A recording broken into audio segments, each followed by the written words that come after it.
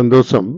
நம்பிக்கை இருந்தால் எந்த சலனமும் இல்லாமல் அந்த நம்பிக்கையை உறுதியாக நம்பியே செயல்பட்டால் வெற்றி உறுதி என்பதை அலெக்சாண்டருடைய வரலாறிலிருந்து கண்டுகொள்ளலாம்.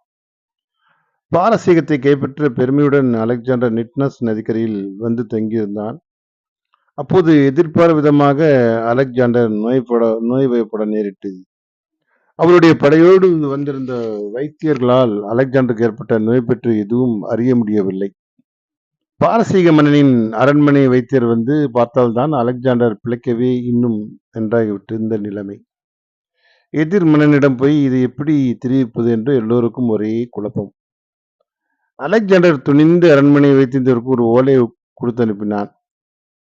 அரண்மனை வைத்தியரும் ஓடி வந்தார். அலெக்சாண்டருக்கு ஏற்பட்டிருந்த நோய் நதிக்கரை மூளைக்காய்ச்சல் என்று கண்டறிந்தார்.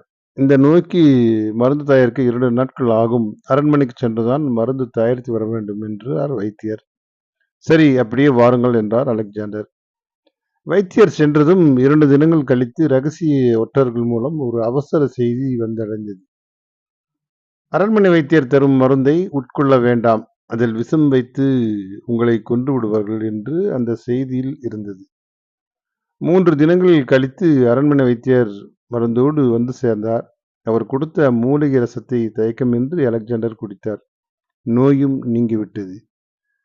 எதிர்மன்னனின் வைத்தியர் கொடுத்ததை எப்படி உங்களால் தயக்கமின்றி சாப்பிட முடிந்தது என்று கேட்டபோது அலெக்சாண்டர் சொன்னார், நம்பிக்கையே அருமருந்து. மருத்துவர் எதிரே மன்னனிடம் வேலை பார்த்தாலும் அவரது கடமையிலிருந்து நிச்சயம் தவற மாட்டார் என்ற நம்பிக்கை எனக்கு இருந்தது.